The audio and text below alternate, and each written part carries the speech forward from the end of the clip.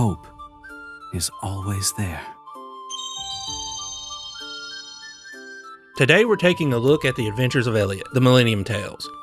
If you look at the coverage for this game, everyone is comparing it to the classics. Nintendo World Report called it a Zelda-like, adopting mechanics and conventions from a variety of classic Zelda titles. Said it evokes Oracle of Seasons and Ages in a single breath. And while it leans heavily into that old school Zelda gameplay, it's a lot easier than both modern and retro titles in that franchise. Elliot does feel like it's designed for a younger audience. It plays out almost like an interactive fairy tale book. The game uses Square Enix's famous HD 2D engine. And let me be clear, the underlying pixel art and environments here are absolutely gorgeous. If you look at IGN's official review, their headline literally states that the game proves Square Enix's HD 2D art style is among the best around. And Nintendo World Report praised the gorgeous aesthetic and presentation. And they're not wrong.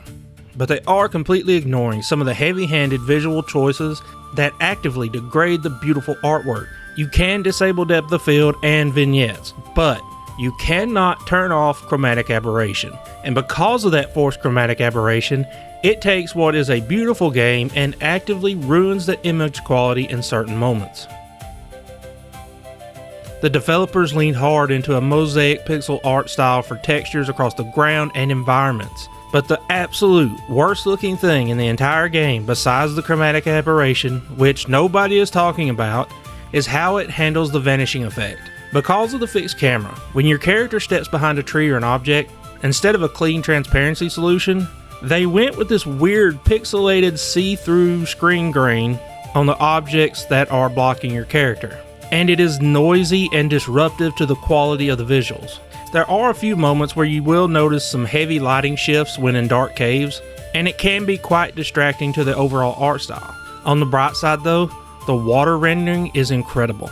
The little glints of light coming off the water as the pixels flicker looks amazing, and the boss designs are a highlight, showcasing fluid and smooth HD 2D pixel motion. Given that this is basically an interactive fairy tale aimed at younger audiences, you would expect the audio design to stay whimsical and peaceful, and for the most part it does, until it takes a bizarre audio turn. Out of nowhere, the music will suddenly shift into heavier power metal.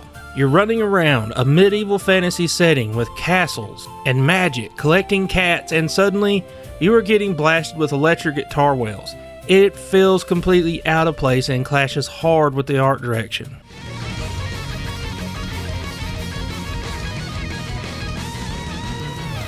As for the story, it follows that classic hero's journey, told to you in that happy fairy tale style. It has some darker moments, but nothing so dark that it's going to give kids nightmares. It's a great game for kids, but adults can enjoy it too thanks to a ton of extra and missable content and multiple endings.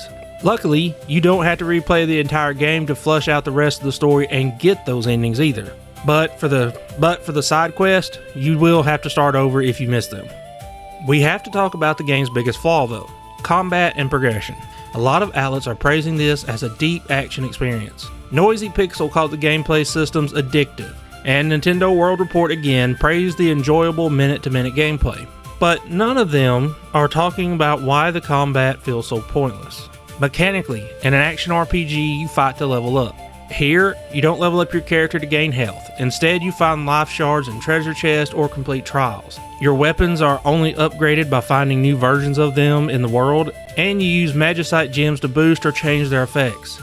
Because neither your character nor your weapons have a max level to grind toward through combat, the core loop is just unsatisfying. You are literally better off just running past everything that isn't a boss. Because the combat doesn't add much, the puzzle solving elements have to carry the gameplay, and they do. You eventually get a fairy companion named Faye, and her abilities are what make the puzzles interesting. She allows you to self-duplicate on the platform switches, teleport through time doors, and even set herself on fire to light torches that reveal chests and new pathways. The side quests are also solid, rewarding you with great equipment. Early on though, if you save up enough money, you can buy a cape that allows you to hover during jumps. Getting this allows you to bypass normal progression and float your way into hidden areas before you even unlock Faye, which is something I recommend. You'll be doing a lot of time travel through all this, jumping back and forth to access areas that might be overgrown with vines in one area but open in another. While the time periods look mostly identical, this mechanic keeps exploration more engaging. You'll also be able to hunt down 50 cats across the map to earn some upgrades, and they actually play a part in the story. And the maps do require a lot of backtracking, but thankfully, they give you a fast travel bell, because without it, traversing between save points and time doors for late game quest lines would have just been completely annoying.